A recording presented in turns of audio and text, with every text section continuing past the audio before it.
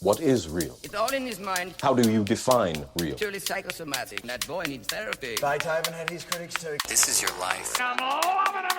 But it still hurts. Stop trying to control everything and just let go. I don't like the idea that I'm not in control of my life. You know, we're living in a society. That boy needs therapy. We all do. You know what divine intervention is? It's your kids, Marty. What's really going to bake your noodle later on is... They didn't stop to think they should. What just happened here was a miracle. We all wear masks, metaphorically speaking.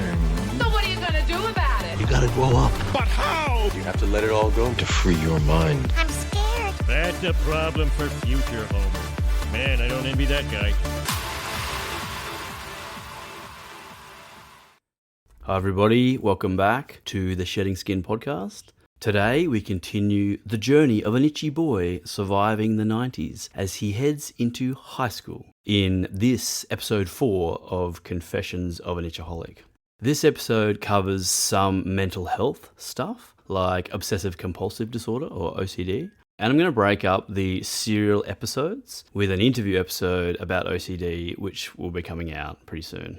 If anyone is jumping into this episode first up, can I recommend that you go back to episode 1 and run through them all in chronological order, as things will make a little bit more sense. There are sort of many through lines, but I'm well aware that many people won't do that, and that's fine. It's your life and your time, and I have no illusions that people will want to spend hours listening to me.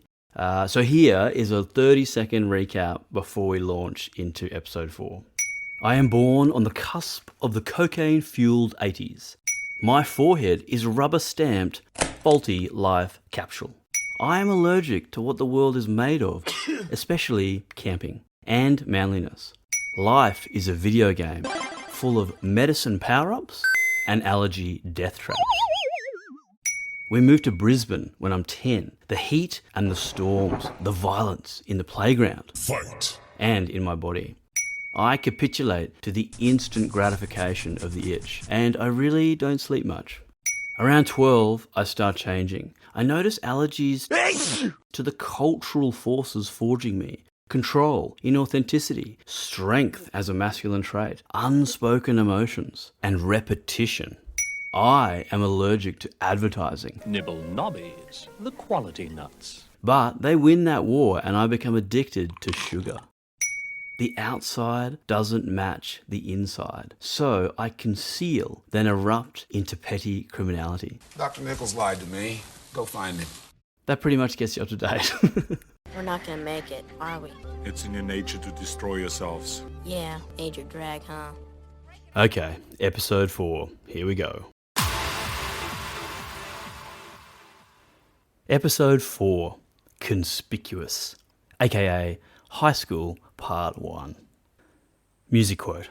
Try to be different, well get a different disease. Seems it's in fashion to need the cold sore cream. Yeah, I'm a freak of nature. Yeah, I'm a freak. If only I could be as cool as you. End quote.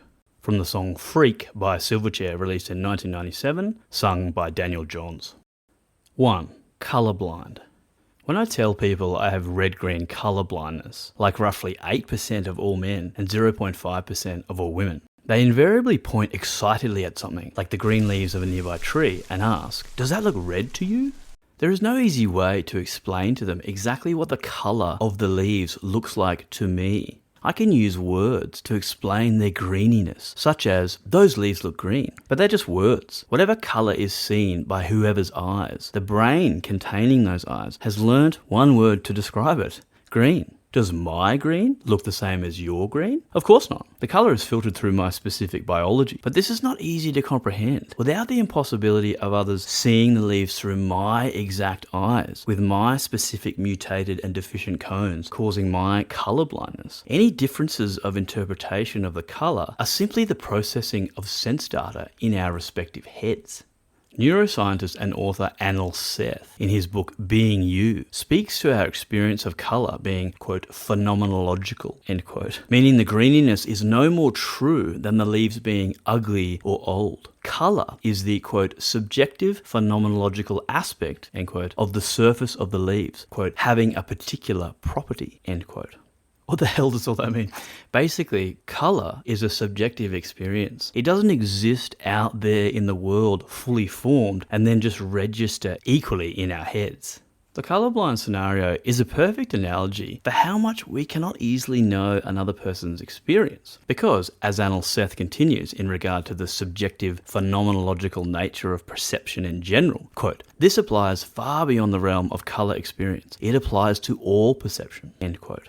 Okay, let's do something weird. Imagine for a moment you could see the world through the entire physical and mental scape of another person, and how the physical reality of their specific body and genetics and the mental reality of their specific mind would change everything that you perceive. You would be seeing the world through their particular and uniquely individual traits, beliefs, desires, expectations, values and morals, feelings, compulsions, cravings, frustrations, memories, and cultural programming, i.e. learned patterns of thought and behaviour. It would be quite the trip to inhabit another person's perceptions for a day, being John Malkovich style. There's a tiny door in my office, and it takes you inside John Malkovich. What is going on? It's my head! We can't, however. We get ourselves all to ourselves. As Glennon Doyle puts it, quote, "Me and myself, we are till death do us part," end quote. This one life of this one person. We could have been somebody else if another sperm had reached the egg, or if something else had happened to any one of our ancestors along the way.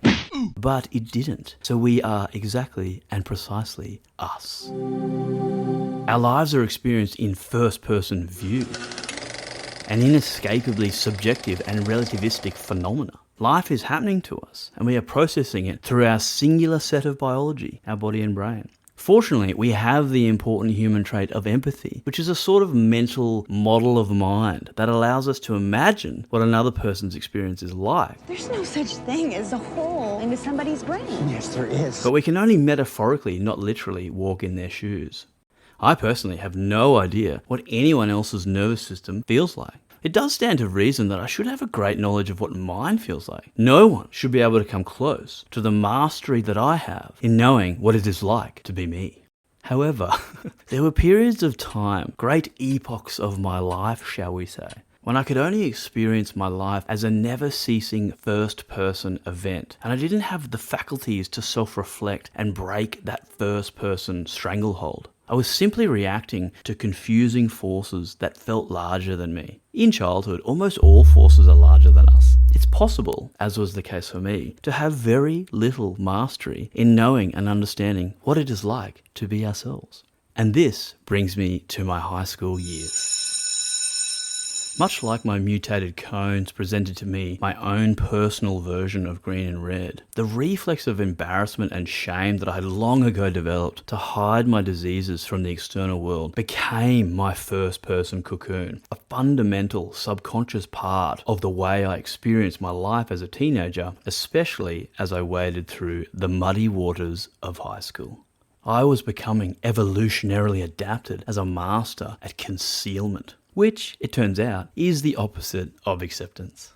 Quick quote before we dive into high school. The author and addiction specialist Dr. Gabor Mate explains how we take our past hurt and roll it forwards into the future, creating our lives through the filter of our suffering. Quote, "The long-term distortions that challenge presents induce in the way a developing child will continue to interpret the world and their situation in it. All too often, these ill-conditioned implicit beliefs become self-fulfilling prophecies in our lives. We create meanings from our unconscious interpretation of early events, and then we forge our present experiences from the meaning we've created. Unwittingly, we write the story of our future from narratives based on the past." End quote. 2. High school. I went to St. Peter's Lutheran College for the 5 years of my high schooling. At the time, there were 1,500 students attending this gigantic university-sized private co-ed school in Indooroopilly, a suburb in southwest Brisbane. St. Peter's was always referred to as the college, not a school, as a grandiose attempt to gesture towards its monolithic size and desired socio-cultural stature. All students wore a formal uniform with blazers, hats and ties, and very specific socks with very specific rules about said socks. If your socks happen to fall more than an inch or so down from just below your knees, you'd be lining yourself up for a detention.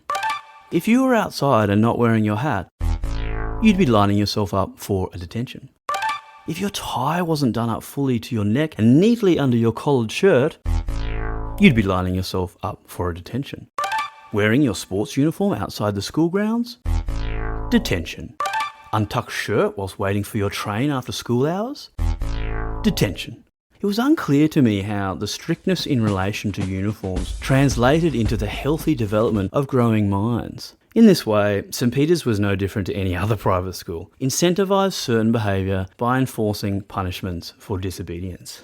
The weight of the strictness of the arbitrary nature of the rules they deployed at the college. The way our behaviour was corralled and incentivised, and the mind-numbing repetition of the seemingly low-resolution instructions on how to behave as humans was a little bit too much for me to ignore. I felt the low-level hum of oppression vibrating through my pale, skinny body in the first week of high school, and it never truly faded through the long, exhausting 5-year journey to graduation. Now, it wasn't my intention to exist in opposition to the ways of my school, and I certainly didn't set out to become bitter about it because I actually really liked high school, felt reasonably open-minded at the time, and didn't consider myself a whinging pessimist. I had a cynical streak, sure, and was ever vigilant for hypocrisy, which I found in every corner. But I was willing to allow myself to be positively altered by school, because I enjoyed learning and for the most part loved the social environment it provided. I had some terrible teachers, and I had some life-changing ones, and the balance ended up being about right. Nevertheless, here I was, attending one of the finest private schools that my parents' hard-earned money could afford, all tarted up in my Akubra hat, a starchy collared shirt, and grey shorts with a formal black belt pulled tight around my meagre waist to ensure the entire enterprise didn't collapse off my skinny frame, very much struggling to make sense of it all. It was the certainty again, the rules, like a scarred knee that prevents a leg from stretching out flat, the rigidity, the restricting inflexibility. My cultural allergies raged as the formality and the etiquette was drilled into us. This was a way of signalling to others, society assumingly, of our betterness. Which isn't a word, but seems to perfectly describe this sort of elite striving. The way you act is the way you are. And the way you are is civilized, ordered, obedient. A legitimate question could be asked if any of this is even true, as in unquestionably drilling into confused children strict rules of etiquette and formality makes them better people in the long run. I mean, maybe it does, I don't really know.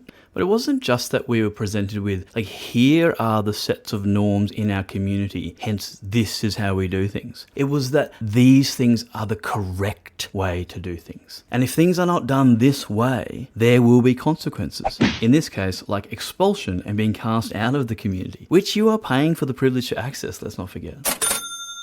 But more importantly, you will be a lesser person in society. It's basically a claim to the top spot of the human hierarchy. Your etiquette shows how morally virtuous you are. I mean, I do get it. There has to be rules, there has to be enforcement, there can't be chaos. I just simply couldn't access a deeper understanding of any of this at the time, which is probably what was happening for everyone else that was going to the school. So to navigate this overwhelmingly huge social landscape, I resolved early on to deploy my primary survival technique, which was to make myself comically indispensable. So satirically razor sharp that I could cut through any awkwardness with lightning speed before anyone noticed my defects. If you can make people laugh, they will like you, my brain seemed to intuit. This technique largely worked. Thank you very much. That, and of course, eternally hiding the truth of what was happening with my body. I used to sometimes wonder if all teenagers were chameleons like me, shape-shifting creatures collecting and rejecting other people's views as they move through different environments, trying to figure out who they are, whilst avoiding the pitfalls of social ostracization. High school, like navigating allergies before it, felt like a video game, a bit like Donkey Kong. We were all scrambling up a maze of academic and behavioural ladders and ramps, ever more exhausted, our goal to commandeer and best the tyrannical culture at the top of the hierarchy in the shape of an angry gorilla. All the while leaping over and smashing into The barrels of social humiliation, teasing, and endless comparison that were relentlessly hurled at us. Back at home, my sister was more of an enigma to me than ever. Gone were the days we would endlessly browse the video store shelves together before rushing home to watch Indiana Jones and the Last Crusade. Don't call me Junior. Flight of the Navigator. Or, if we want to freak ourselves out, The Dark Crystal. Spilling our big bowls of popcorn all over the place. Gone were the times when she would play the Bangles' Eternal Flame to me in her bedroom. As we pranced around and jumped up and down in her bed laughing. She was in senior school and becoming, in her own words, completely obsessed with boys, which meant her annoying, scrawny little brother had become, well, just that. My sister lived in the room next to me in our house. She was right there, but I missed her. Couldn't we go back to laughing our asses off at Weekend at Bernie's? Doesn't anyone realize he's dead? And rewinding over and over the bit in A League of Their Own where Tom Hanks stands up and says, Bullshit, you can all kiss my ass. That's right. Kiss my big hurry up. There was no going back. 3. OCD. At some point during my high school years, I developed what felt like a split personality. This is a perfect example of the, quote, long-term distortions, end quote, that Gabor Mate referred to. This was not a medically diagnosed personality disorder by any stretch. No one even knew about it but me. But it was my own subconscious mechanism to survive in my body during this challenging period of adolescence and puberty. I would build myself up during the school day, whipping myself into a happy energy, laughing and joking with my mates, thriving on social interactions with a sort of unnatural, perhaps manic energy. All the while trying to ignore what was coming just down the road, the facing once again of the chaos of my body and the obsessive thoughts it created once I got home. Every night I would sit in that chaos, trying to control and obsess my way through, whilst having my ego and sense of self ground into dust, crushed repeatedly. Then each morning, once I'd processed the pain of showering and putting on my lotions and creams, I'd suppress that chaos and emerge into a different version of myself. A version that was completely unable to hold my physical state, but was at least able to interact in the social world. My home didn't feel safe, purely because it was a place that I had to face my body. School was a great escape, and I genuinely liked it for that reason. Yet it was a faux sense of reality, because I constructed a version of myself that relied on the biggest concealment of all, keeping secret from my friends what was really happening to me. We all wear masks, metaphorically speaking. My obsession started as a natural desire to tidy up and clear away any dry skin and scabs in order to exert some control, however futile, on how the skin appeared. Oh, the endless hours of picking scabs. That's pretty gross. This was the only response I could muster to its ultimate control over me with its explosive reactivity and the immense power of the itch. Eventually there was a point where I couldn't even think of my skin without the intrusive desire to obsess over it emerging. So I'd have to block any thoughts about it completely for a time, like during school hours, to avoid being seen obsessing out in public, before eventually collapsing back into the compulsive scratching and picking, which was home time, for hours once again.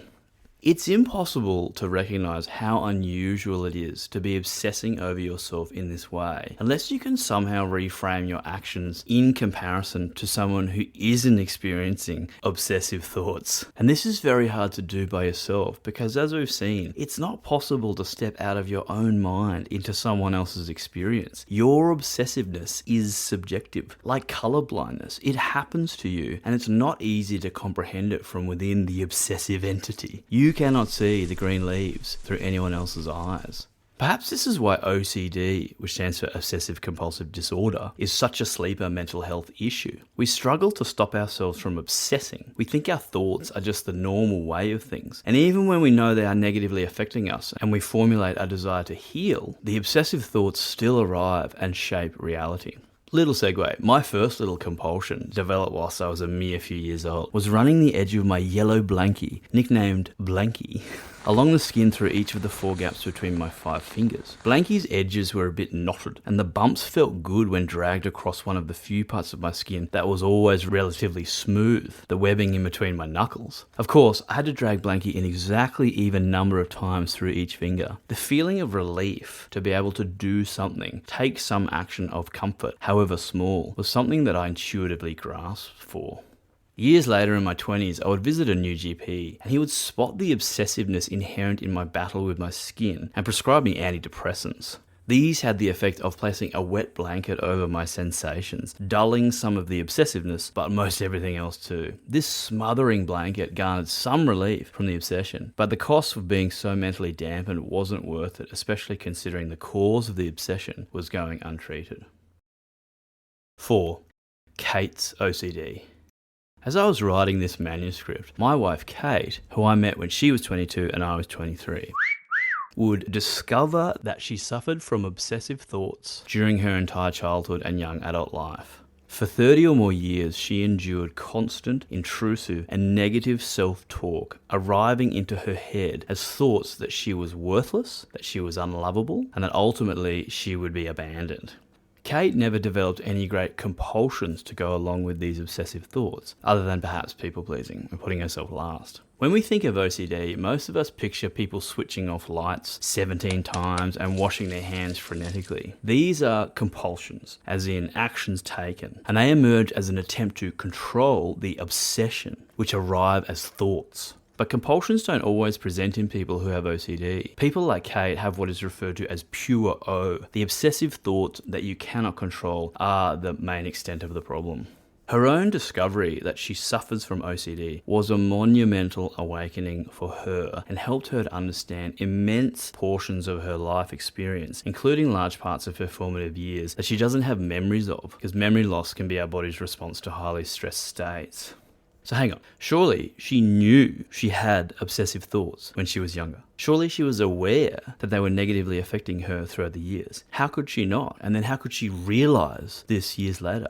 So part of my long-winded and amateur attempts at philosophy and psychology in this podcast about how our minds frame our experience of the world, and there will be more of that, is to try, however inadequately, to explain that until you can step outside of your own experience and frame it with a different or healthier perspective, until you can gain some relief from your own mind, it is simply what is happening to you. There is no normal, only what you experience inside.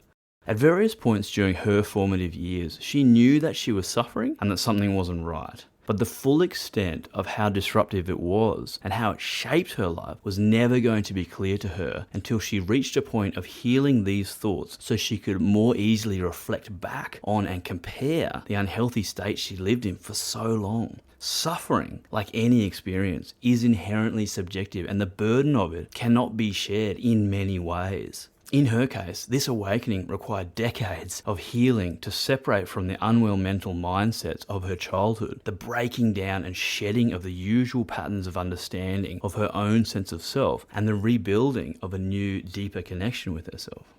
Anna Spargo-Ryan, who I quoted in a previous episode again on OCD, quote, "At its worst, OCD can restrict a whole life. The obsession and the compulsion become the life, time-consuming, debilitating," end quote.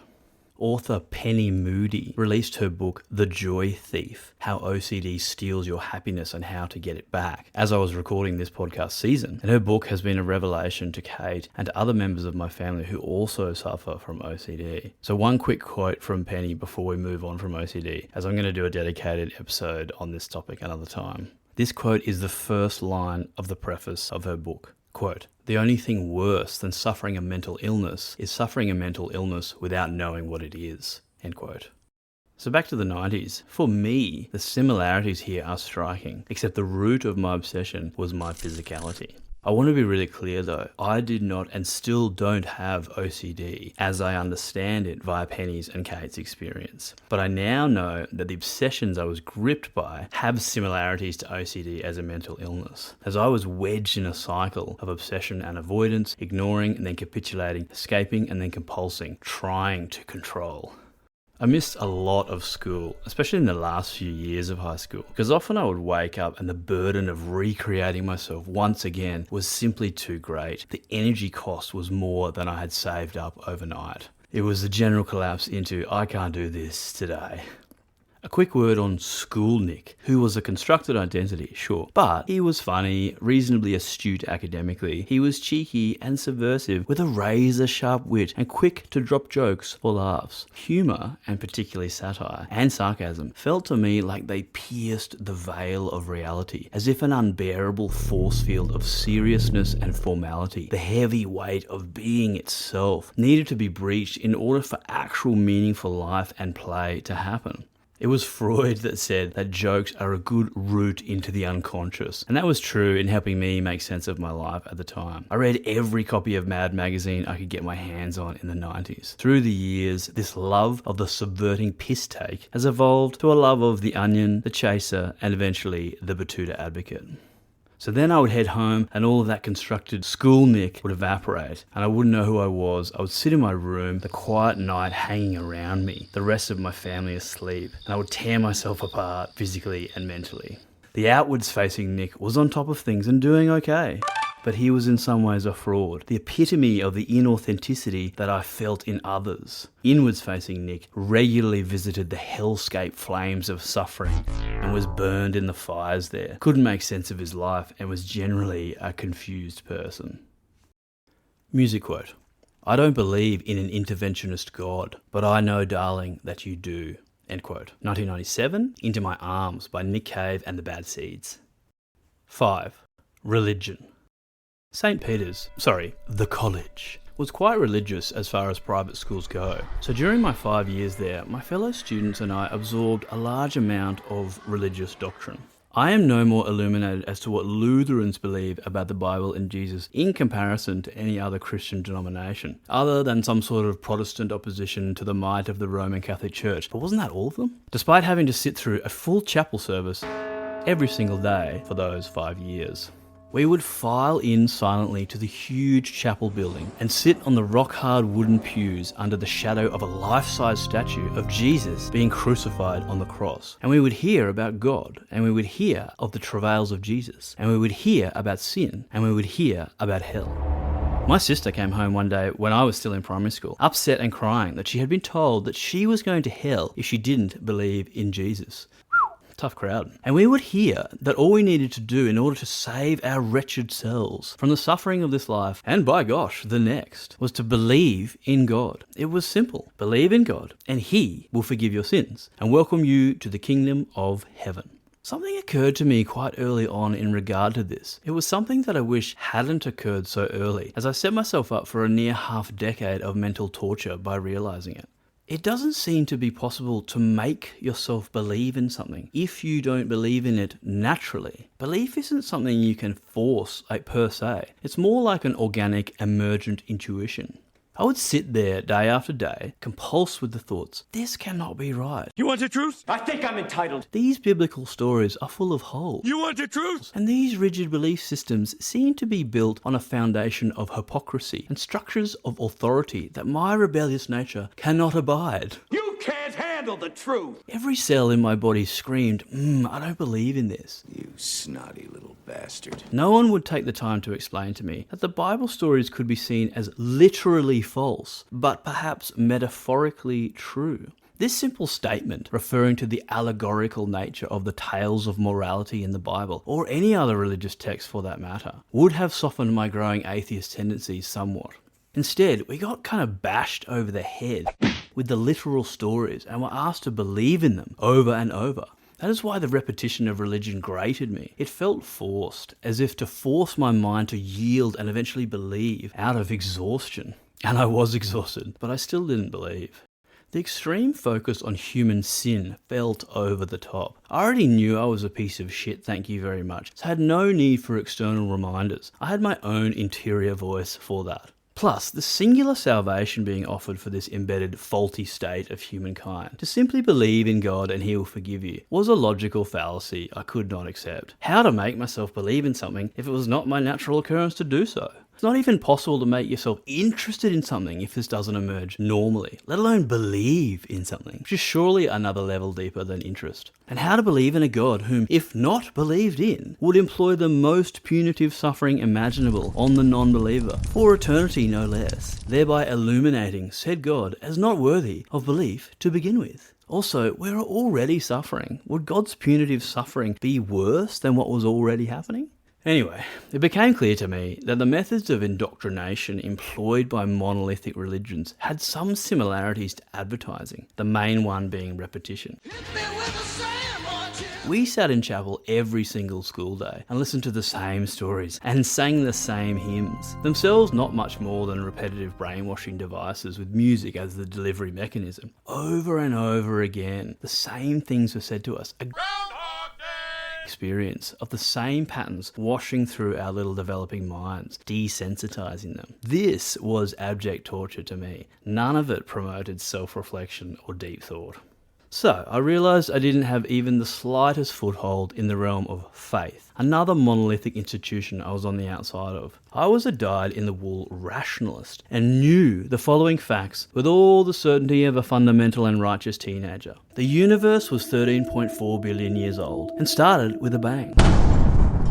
Our planet was 4.5 billion years old and was created by converging asteroids. Life evolved here because of our planet's perfect position in the Goldilocks zone, not too hot, not too cold. And eventually humans evolved from apes via an ecological mechanism coined natural selection. It's evolution, baby. That was the story. Much like the cold data we use to announce our newborn babies, which I talked about in episode 1, which of course you'll remember. These raw facts about the universe and our place in it ignored an expression of the magical, unexplainable essence that lies underneath. The facts that I clung to for comfort neglected a sensation of wonder and awe that there was something, anything at all, instead of nothing. That I was alive at all, despite my narrow and restricting teenage eye view of life, was a miracle of incomprehensible proportions. People claiming to be spiritual were as much a mystery to me as the mysteries their spirituality was attempting to illuminate to them. I wouldn't be able to understand these people for another 20 years. Eventually, I would come to realise that religion isn't required to gain access to divine states of awe and wonder, of transcendence of personal ego or suffering, that it can be done using the body. In fact, it needs the body. Music quote. "'Cause I'm just a teenage dirtbag, baby. Yeah, I'm just a teenage dirtbag. Listen to Iron Maiden, baby, with me." End quote. 2000, Teenage Dirtbag by Wheatus. 6. Bodies. Speaking of bodies, if you meet a teenager and they seem mentally preoccupied, perhaps distant, often lost in thought, or even moody, Leave me alone. consider that they might be spending a disproportionately large amount of their mental capacity ruminating about very specific teenager things, which may, as they did for me, include being petrified about the size of their particular genital endowment relative to their friends. Being petrified that others would find out they had a strictly limited amount of pubic hair. Being petrified that no girl, or boy depending on your sexual orientation, would ever want to touch their body romantically in any way forever until the end of the cosmos. Being as petrified that perhaps one day someone would. Find themselves thinking about breasts an unusual amount. For a time not at all, and then suddenly all at once, bodies become socially important. Extremely important. How they look, how they're groomed, how fit they are, who is going out with whom, hence which bodies get to touch one another. They are talked about and judged and analysed and laughed at constantly. Yeah, and you're ugly. As the hormones began to flow and our awareness of our bodies increased, this seemed to increase my already high repulsion of my own body, because I was seeing my own body much more as it was being seen by others. Loser. We all began to compare and arbitrate and compete in the dominance hierarchy of physical fitness and attractiveness. This was yet another time that I required expert fly under the radar and get the attention off you as soon as possible skills. When it came to bodies, difference was the thing that sat above the ever-scanning radar beam of conspicuousness and derision. Le who? The her. And similarity, or normality, was the thing that made you invisible to this beam and safe from its gaze. We, my fellow teenagers and I, were unconsciously searching for a bodily aesthetic, for beauty, the same beauty that was beamed to us from the ads on our TV screens and gazed back from the glossy pages of magazines. Because you're worth it. The thing about beauty is it can be and often is superficial, yet we are still guided and affected by it, both subconsciously and explicitly. The same is true of ugliness. The faintest browning skin of a fruit can often reveal the rotten core within, and we erroneously apply this same heuristic, at least subconsciously, to the human world. I felt guilty at times for noticing I had my own aesthetic and burgeoning judgment of the beauty of others, as if I had no right to such thoughts whilst being repulsed by my own physicality. When your skin is ugly, it's hard not to absorb deep inside that you are ugly, because that's what others are doing. You know this because that's exactly what you do to yourself and others. It seeps into your bones. You oftentimes get treated the way that you look on the outside, however superficial that ugliness may be. And if this happens enough, you start to believe it. You know something? You're right. I was overwhelmed by the beauty of the people all around me. It's perfectly plausible my friends and peers thought themselves as ugly as I did and obsessed over their own imperfections just as much, teenagers. But to me, they were gods and goddesses, especially the girls, but even the boys. One of my best mates was a guy called Phil, and he looked as if he had walked straight down from Mount Olympus to play for a while with us mortals, chiseled out of marble like a Renaissance sculpture. Every part of his tanned body was rippling with muscles, his square, jutting jaw, complete with a 5 o'clock shadow, exuded strength, and he could run marathons without raising a puff. Many of my other friends by year 9 or 10 were also broad-shouldered, stubbly-chinned Adonises, with pectoral muscles carved out of stone and voices dropping octaves by the month. My body was carved out of wet tofu. My chin stubble wouldn't appear until my late 20s, and my high-pitched voice could shatter champagne flutes. If I had a girlfriend, she'd kill me. The hetero boys, which included me, began to be suddenly incapable of not noticing the girls. Everywhere we looked, there were breasts and nipples and legs and buttocks and bra straps and long, beautiful flowing hair that defied gravity and the constraints of physics. Thank the old gods and the new for co-ed schools. The Adonises began dating the beautiful girls, and everyone looked on in awe at how the beautiful people deserved each other and got to flaunt their beauty and their budding sexuality to the rest of us. It's completely plausible that by year 10 and beyond, some rare couples were involved in full sexual relationships, but for the rest of us, we could only look on and wonder what that must be like, concerning ourselves fretfully that we may never get a ticket to ride in the pumpkin carriage to the midnight ball of having a high school girlfriend or boyfriend to simply hold hands with, or maybe, if the planets aligned, a peck on the cheek. 7. Nipples. Speaking of sexy, I found myself wearing band-aids on my nipples each day for the last 4 years of high school. My poor, tortured nipples would become so itchy that even a few seconds of scratching and these sensitive little nodules would become raw and weep for hours. The only method I could concoct to avoid the excruciating scraping of these knobbly flesh buttons on my cotton shirts was to cover them, but the band-aids would kind of heal into the nipple throughout the day, so removing them was akin to a form of Brazilian nipple waxing each afternoon. Stripping my uniform off once I got home and shedding my school nick skin, I would brace myself, then tear off the strips to let my nipples dry out, harden up and heal over, ready for the process to begin again once the itch returned and more damage was done. It's odd that these weird flesh nubs that we carry on each side of our chests cause so much pain for me during this period. Of all the things that can take your attention as a teenager, there was a lot of nipple headspace taken up in my noggin. I was becoming more and more interested in the nipples of the opposite sex, not that that did me much good, Think on sexy thoughts. but was repulsed by my own. It wasn't even clear to me what the purpose of nipples were for boys, You can milk anything with nipples. I have nipples, Greg. Could you milk me? other than to be sensitive and accept to make the handsome gents more manly and desirable with their smooth and inverted areolas surrounded by dark, curling nipple hair, whilst I contended with my scarring and weeping protuberances from hell. I tried, but I couldn't say protuberances from hell without laughing. It's conceivable that the other boys were happily and completely oblivious to their own nipples, whilst mine became a full-time maintenance requirement. 8. Teenage relationships.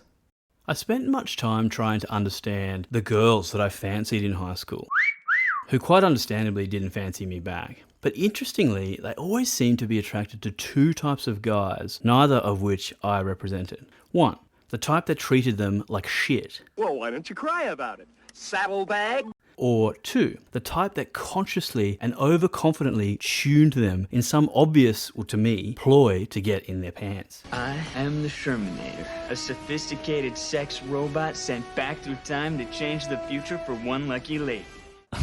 That awful quote is from American Pie. These boys, immature and naive as they were, didn't want relationships nor connection as much as they wanted sex and conquests. The objectification of the girls was an inherent part of that desire. I suppose the first type, the, quote, treat them mean, keep them keen, end quote, boys, were signalling their desire for someone by pushing them away. The second type were just testosterone-fueled players, to me no different to con men, ever sharpening their manipulation techniques to get what they wanted with no regard for the other party, just pure extraction. Then there was me, the nice guy, the friend, too puny to feel confident of physical contact, and too scared to be honest out of fear of offending, getting it wrong, or misreading signals that seemed impossible to decipher.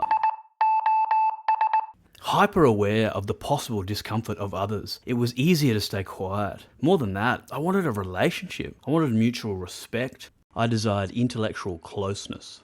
There was a toughness that was lauded by many girls that I simply didn't possess. There was an overconfidence that seemed beneficial to dating someone that I couldn't muster. The bigger, stronger, more confident guys would of course be more attractive, I do get it. But there was a conquest and objectification mentality that my low testosterone body just didn't share and couldn't understand.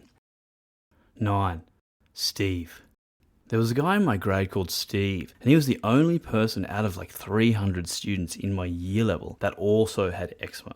I knew this because he got special permission to allow him to have long hair so that it could hang down slightly mullet-like and cover the red skin on the back of his neck. I took one look at his matted, dirty hair. Mine was no better, it was just shorter. And the way he would self-consciously pull it down onto his neck and conceal his skin. And I could instantly see that the hair was contributing to his red and inflamed skin. He was doing that thing that humans, especially me, often do, making a problem worse by attempting to conceal it. 10. Running. My physical education teacher in years 10 and 11 was called Mr. Manson. Scary name, scary dude. He was aware of my skin allergies and that I had permission to avoid swimming because my skin would react negatively to the chlorine in the school pool by exploding into like a histamine rash. Instead of swimming, he would make me get into my track kit and run laps around the oval in the scorching sun, in the middle of the day, in the middle of summer, in 40-degree heat, whilst all the rest of my classmates would be cooling their loins in the swimming pool. The cost-benefit ratio of this activity was slumped heavily in the cost corner. I could either be doused in the toxic pool water disinfected by truckloads of the poisonous halogen chlorine, or I could run in the heat, doused by direct ultraviolet electromagnetic radiation, cascading down onto my baking, broiling skin like my own personal nuclear winter. Tough choice. One that was made for me regardless. Worse than my overheating body taking hours to cool down after such activities was the fact that I was doing something different, hence poking my head above the trench of normality and risking getting picked off by the snipers of derision. I was already missing out on classes and constantly playing catch up because of all the days I had off school. The feeling of being behind the 8 ball, of not quite knowing what everyone else was up to with schoolwork or content, and the missing of crucial social events, vital social happenings, such as so-and-so fell over at lunchtime and everyone laughed. Or our physics teacher sneezed and some snot came out of his nose, led to a feeling of me being misplaced, as if the ground I was standing on wasn't solid but always shifting, and I was always running around the burning hot oval of my discontent in an effort to catch up. This is where the two worlds I constructed, the school Nick that was fine and the home Nick that was munted, came perilously close to colliding. It seemed to require much metaphorical running, dodging and weaving to keep these strands of my personality away from each other, constantly evading the radar beam of conspicuousness each day. Conforming to fit socially is an incredibly powerful force. Another classic psychological study, the Ash conformity experiments, showed that the obvious answer to a very simple question in a group setting could be influenced by a majority group purposefully choosing incorrectly. Even when people knew they were choosing the incorrect answer, the power to conform to the group of actors designed to trick them was so big that nearly a third of the participants would conform with the clearly wrong majority in order to fit in, rather than choosing the correct answer and standing out. 75% of people conformed at least once. Our desire to follow the crowd seems to be baked in. Is it just our social environment shaping us in counterintuitive ways? There was a part of me that was desperate to be normal and fit in, to get lost in the crowd of sameness, whilst another part despised the uniformity of high school and the homogeneity of our culture. It was desperate for uniqueness and individuality. Confusing polarities abound in teenagehood. So let's wrap this episode by irresponsibly boiling down this complex anthropological socialization process into a 4-word phrase: monkey see, monkey do. Thanks for listening. So next episode is the best episode that I've made. Of course I would say that, but no, it is right in the middle of this tale. I'm still in high school, but I discover 2 things that change my life. One of them you'll have to wait and listen to find out what it is, but the most important one is rock music. Ooh yeah.